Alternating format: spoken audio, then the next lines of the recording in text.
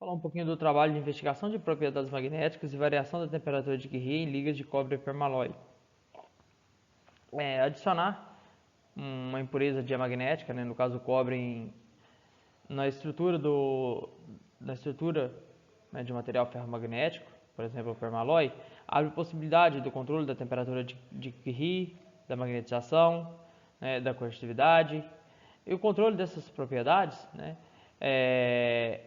oferece diversas aplicações, como por exemplo, proteção magnética a dados gravados, possibilidade de produção de bits com permeabilidades diferentes, aplicação, por exemplo, em dispositivos espintrônicos sensíveis à temperatura. Então, o objetivo deste trabalho é juntar um material ferromagnético, no caso o permalloy, com material diamagnético, no caso o cobre, através de uma técnica bastante simples, que funciona a condições ambientes de temperatura e pressão, produzir amostras com quantidades variadas de cobre, amostras de permalloy com quantidades variadas de cobre, e estudar o comportamento magnético e térmico dessas amostras. Então, com a técnica eletrodeposição, primeiramente realizando um estudo do comportamento voltamétrico, ou seja, um estudo para descobrir os potenciais característicos de deposição do cobre e do permalloy, Depois que esse estudo foi realizado, aconteceu a deposição das amostras, onde o pulso com o potencial característico do permalloy foi sempre constante, ou seja, tanto o número de pulso quanto o tempo de cada pulso foi sempre o mesmo para o permalloy. E para o cobre, o número de pulsos é idêntico ao número de pulsos do permalloy, mas o tempo desses pulsos foi aumentado constantemente, para que se alcançasse quantidades variadas de cobre, nas estruturas do permalloy, que era o interesse do trabalho. Após o processo de crescimento das amostras, uma caracterização topológica com microscopia eletrônica de varredura permitiu observar que com o aumento da quantidade de cobre, um aumento da formação de grãos, assim também como o aumento do tamanho dos grãos. E uma caracterização com difração de raio-x mostrou que há um deslocamento dos picos de difração com o aumento da quantidade de cobre.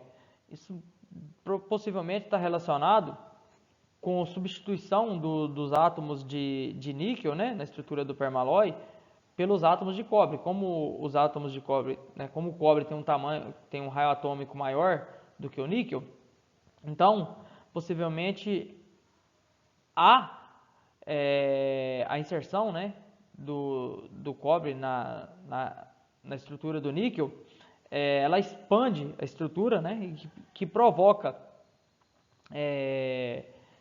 essa pequena mudança de fase cristalina, Baseado na literatura, esse deslocamento contra o ângulo aqui está relacionado à presença de maior quantidade de material na estrutura cúbica de base centrada em detrimento à estrutura cúbica de face centrada.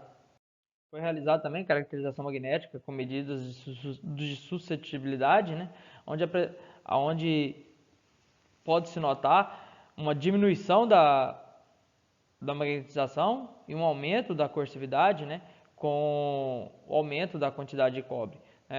O cobre torna a estrutura mais rígida, E aqui é apresentado o resultado de caracterização magnética em função da temperatura, onde inicialmente as amostras foram magnetizadas, depois foram aquecidas, e à medida que a temperatura vai aumentando, a magnetização das amostras vai indo para zero.